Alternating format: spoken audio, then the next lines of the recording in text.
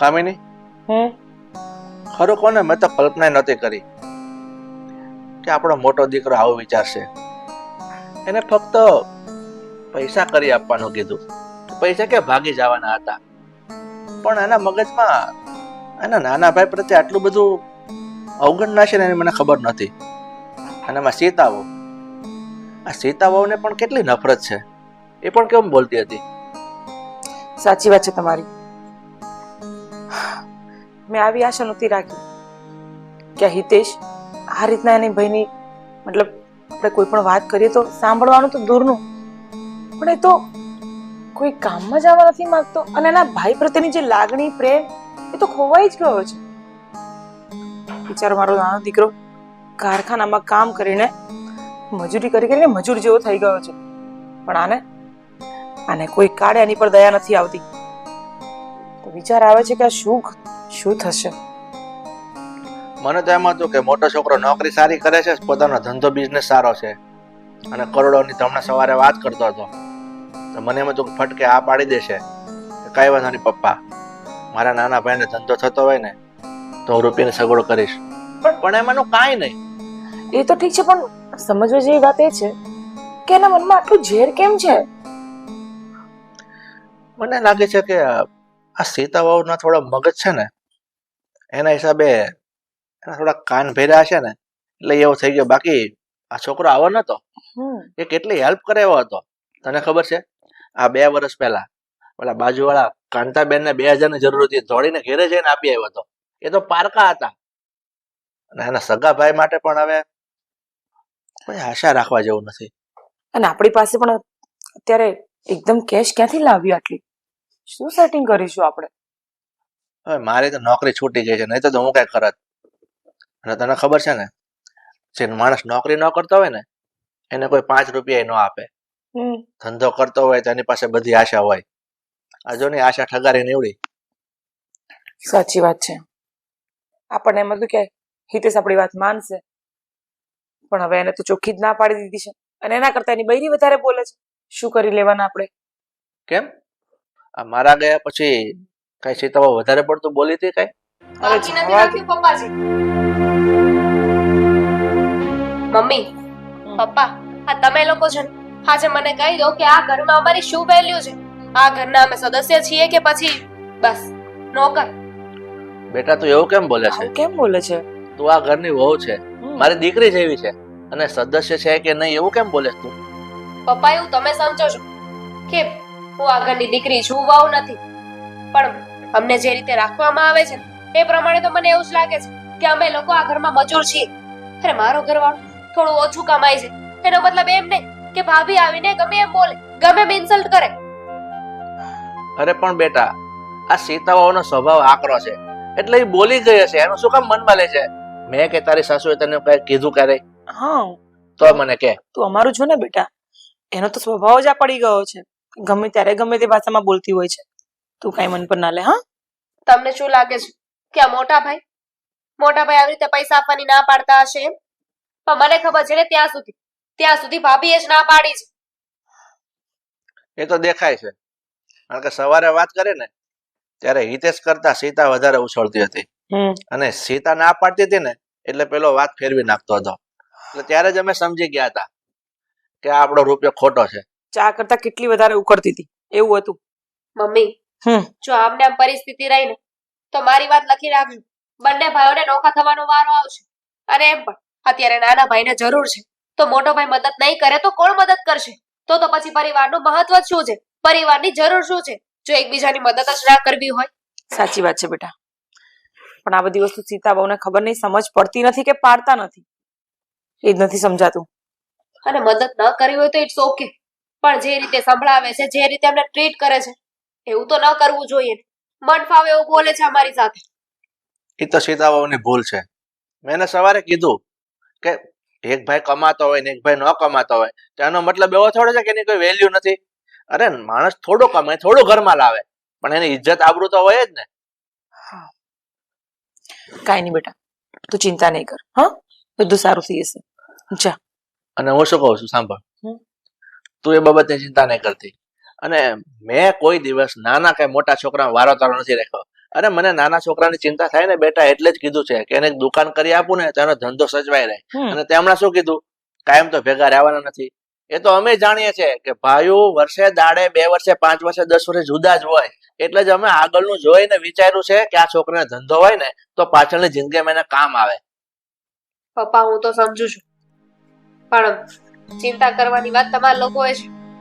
કારણ કે બધાના દિવસો છે ને એક સરખા નથી રહેતા. આજે અમારી પરિસ્થિતિ ખરાબ છે, પણ ભગવાન એટલો નિષ્ઠુર નથી. ક્યારેક અમારી સામે પણ જોશે જ, અને ત્યારે અમારો વારો આવશે આ બધા શબ્દો પાછા આપવા. હા બેટા, આ દામિનીની વાત તો ખોટી નથી. એની જગ્યાએ એકદમ બરાબર છે. અને એને ગુસ્સો હોય જ. એની સાથે જે બનાવ બનતા હોય છે તો ગુસ્સો કેમ ન કરે? પણ આમાં છે ને સીતાવાળો થોડોક સમજવાની જરૂર છે. એક ભાઈ કમાય છે તેના એનું બૈરું આટલું બધો પાવર કરે કે વ્યાજબી થોડું છે?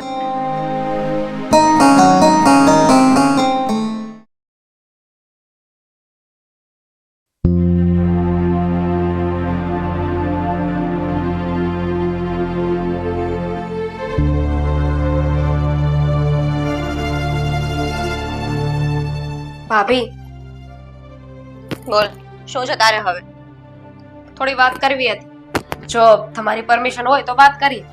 સારી વાત છે, પરમિશન તો લીધી. બોલ, શું કામ છે?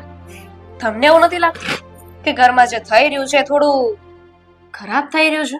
જરાય નહીં. આ હું જે ઘરમાં હોઉં ને એ ઘરમાં ખરાબ થાય? શું વાત કરે તું પણ? એ જ ઘરમાં થાય. શું કીધું? કઈ નહીં, એ તો હું એકલા વાત કરતી હતી. તને મેં પહેલા પણ સમજાવ્યું છે કે મારા માટે એલફેલ બોલવાનું રહેવા દેજે. તમે એવું કામ હોય તે બોલ.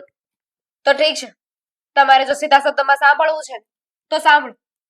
તમને એવું નથી લાગતું કે આ ઘર છે ને બંને ભાઈઓનું છે? આ ઘરમાં કાંઈ પણ નિર્ણય લેવાના હોય તો બંને ભાઈઓને લેવા દેવા જોઈએ. હા, લેવા દેવા જોઈએ ને, પણ હા, જેની હેસિયત અને વેલ્યુ હોય ને એને પૂછીને કામ કરવાના હોય. બોલ. પણ ભૂલી ન જતા આમાં કે આ ઘર છે ને બંને ભાઈઓનું છે. હજુ વહેંચણી નથી થઈ કે બંને ભાઈઓને આપી નથી દીધું. એટલે આ ઘરમાં છે ને ડિસિઝન જો કોઈને લેવાના હશે ને તો એ મમ્મી પપ્પા લે છે અને બંને ભાઈઓ લે છે. એમાં તમારે કે મારે બોલવાની જરૂર નહોતી. તો મેં ક્યાં આયા ઘરને ગળે બાંધીને નીકળી ગઈ છું ઘરમાંથી? અને હા, ઘર તો બે ભાઈઓના જ છે. હું ક્યાં કઈ ખોટું કહું છું? પણ આ 50% તમારો ભાગ, 50% અમારો ભાગ. ધેટ્સ ધ પોઈન્ટ કે 50% હક છે ને અમારો પણ આ ઘર ઉપર છે. આ ઘરમાં અમે પણ રહીએ છીએ. એટલે પ્લીઝ અમારા ડિસિઝનમાં, અમારી વાતોમાં છે ને વચ્ચે પડવાનું રહેવા દો. વચ્ચે નથી પડતી, મારા હક માટે બોલું છું. કેમ કે આજે ઘરમાં હક કરો છો ને તમે, એ બધો જ પપ્પા એવું ઈચ્છે છે કે નાના ભાઈની ઉપર લૂંટાવી દઈએ, અને એ નહીં હું થવા દઉં. ગળે બાંધીને નહોતા લાવ્યા ભાભી. આ જ્યારે હોય ત્યારે બસ પૈસા પૈસા ને પૈસા, એની સિવાય તો કોઈ વાત કરો. એ તો જેની પાસે ના હોય ને એને એમ જ થાય. તારી પાસે આવવા દે, ખબર નહીં જીભના કારણે આવે કે નહીં આવે ભવિષ્યમાં. ખરેખર આવશે ને તો પણ ભગવાનને પ્રાર્થના કરું છું કે આ તમે મારી સાથે જેવું કરો છો ને એવું ભગવાન તમારી સાથે ના. સપના જોવાનું રહેવા દે, કેમ કે તું ખુદ ને જો અને મને જો. એટલે બોલવામાં ભાન રાખ, અને તારું જે કામ હોય ને એ કામથી કામ મારી સાથે રાખ. મેં તને પહેલા પણ સમજાવી છે અને અત્યારે પણ સમજાવું છું, બરાબર છે? તું ખાલી તારા હસબન્ડને સમજાવ કે આ ઘરમાં કામ કરીને પૈસા લાવવાનું ચાલુ કરી દે. મારે કોઈને સમજાવવાની જરૂર નથી, કારણ કે ભગવાને છે ને બધાને પોતાની બુદ્ધિ આપી છે. એ લોકોને ખબર પડે છે કે શું કરવું ને શું નહીં. નાના કિકલા નથી કે કોઈ સમજાવે ને તો જ ખબર પડે. તો તું મને શું કામ સમજાવવા આવે છે દર વખતે? ખબર નથી પડતી તને દર વખતે હું ના પાડું છું? સમજાવવા પડે એમ છે ને, કારણ કે મારા કરતા મોટા તો છું, પણ લાગતું નથી કે ભગવાને તમને એટલી બુદ્ધિ આપી હોય. બોલવામાં ભાન રાખજે, નહીં તો તારી જીભડી ખેંચી લેશું. એમ અને હું ચૂપચાપ જોતી રહીશ એમ ભાભી? જુઓ ભાભી, હું તમને શાંતિથી વાત કરું છું, એટલે પ્લીઝ મારે વધારે ન બોલવું પડે ને એનું ધ્યાન રાખજો. અને રહી વાત આ દુકાન કરવાની, તો દુકાન તો કઈ જ રહીશું અમે, અને એના માટે તમારે પૈસા આપવા પડે તો એમાં તમે લોકો ના નહીં પાડી શકો, કારણ કે મમ્મી પપ્પા કહેતા હતા. અહીંયા જો, અને આ ડાબલી થોડીક બંધ રાખ. મને પૂછ્યું તે? મેં તને કીધું છે ને પૈસા નહીં મળે મતલબ નહીં મળે. મારો હસબન્ડ પૂછ્યા વગર મને પૈસા નહીં આપે અને હું પૈસા નહીં આપવા દઉં. આ 20 લાખ રૂપિયા તને કઈ નાની વાત લાગે છે? મગાવી લે તારા બાપાના ઘરેથી. ભાભી આમાં પપ્પાને કેમ વચ્ચે લાવો છો? તો કેમ તને આ રકમ નાની લાગે છે? કમાય છે મારો હસબન્ડ પરસેવા પાડીને, એમને નથી આવતા પૈસા. તો કોના માટે કમાય છે? આપણે બધા માટે જ કમાય છે ને. તમે તો એવી રીતે વાત કરો છો કે તમારા હસબન્ડ ખાલી તમારે એક માટે જ કમાય છે. આ તમારા ભાઈડાને છે ને કંટ્રોલમાં કરવાનું બંધ કરી દો. હું કંટ્રોલમાં નથી કરતી, એને ભાન પડે જ છે. અને હા, તારો હસબન્ડ નથી કમાતો ને એટલે તને તો મરચા લાગવાના, અને ભલે લાગે એનો વાંધો નહીં, પણ પૈસા તને નહીં મળે કોઈ પણ કાળે. તું સપના જોવાનું ભૂલી દે, અને તારી જે મેલી નજર છે ને એને તારી પાસે બાંધીને જ રાખ પોટલીમાં. ભૂલ થઈ ગઈ મારી કે તમને સમજાવવા કે તમારી સાથે શાંતિથી વાત કરવા આવી. આ તમે છે ને શાંતિથી સમજો કે વાત સાંભળો ને એવા નથી. તું કોને સંભળાવે છે આ બધું? તમને શું કામ સંભળાવે છે? કારણ કે તમે એવા છો. હું એવી છું? અરે તને ખબર હતી કે હું એવી છું તો તું જતી રહે ને તારા હસબન્ડને લઈને આ ઘરમાંથી. તો શું કામ નોખી થાવ અને પછી તમે આખા ગામમાં કહી શકો કે જો એ બંનેને તો અહીં રહેવું ગમતું જ નહોતું એટલે નોખા થઈ ગયા અમારાથી. ના ના, એવું નથી. આ બહાર જશો ને તો આ 3 ટાઈમ જે અહીંયા સારું સારું ઠૂસવા મળે છે ને એ પણ નહીં મળે. એ ખબર છે તને? તમારું સાંભળવું ને એના કરતા તો સૂકો રોટલો ખાઓ ને વધારે સારું. તું જા, સૂકો રોટલો ખા, તને ખબર પડે. છોડો, મમ્મી પપ્પાએ છે ને કહી દીધું છે કે દુકાન તો કરવાની જ છે.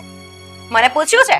આ મમ્મી પપ્પાને જેટલા કૂદકા મારવા હોય એટલા મારે, પણ એક પણ રૂપિયો આપે ને તો ખબર પડે. 1 મિનિટ, મમ્મી પપ્પા તમને શું કામ પૂછે? આગળનો વહીવટ તમે કરો છો. પૈસા તો કોના અકાઉન્ટમાંથી જશે? એ અકાઉન્ટનો વહીવટ તો મારા હાથમાં છે ને, એટલે તું આટલી બધી હરખાવાનું બંધ કરી દે. ભાભી, શું બસ બહુ થયું હવે. હું તમને રિક્વેસ્ટ કરું છું કે વાતને સમજી જાઓ. અત્યારે અમારે જરૂર છે, જ્યારે તમને જરૂર પડશે ને ત્યારે અમે આવીને ઊભા રહીશું. મને જરૂર પડે એ પણ તમારી. શું ઊંચા ઊંચા સપના જોયે છે? હેસિયત બાર પગ લાંબા નહીં કરવાના. તું કંટ્રોલ મારે, તને કેમ ભૂલાઈ જાય છે? ભાભી પ્લીઝ સમજવાની કોશિશ કરો. અત્યારે અમને જરૂર છે એટલે તમારી પાસે ભીખ માંગીએ છીએ. બાકી તો અમે પણ આવું ન કરો. ભીખ માંગવાની જરૂર નથી, અને 100 વાર સમજાવ્યું છે, અને લાસ્ટ ટાઈમ પણ તને સમજાવું છું કે તું દુકાન માટેના પૈસાના સપના તું જોવાનું ભૂલી જા. કેમ કે આ જે પૈસા છે ને એકદમ બેસ્ટ જગ્યાએ ઇન્વેસ્ટ કરવાના છીએ અમે. તને ખબર છે એક બંગલો જોયો છે હિતેશે? 1.5 કરોડ રૂપિયા એની કિંમત છે. ખબર છે 1.5 કરોડ કેમ થાય? એની પાછળ કેટલા મીંડા આવે તને ક્યાંથી ખબર પડવાની? છોડ, પણ એ બંગલો મારા નામે કરવાના છે હિતેશ. એટલે એ પૈસા ઉપર તું મેલી નજર ના રાખ. જો તારી નજર પડશે ને તો એમાં અમે સુખી નહીં થઈએ. અને આ શાંતિથી કામ કર.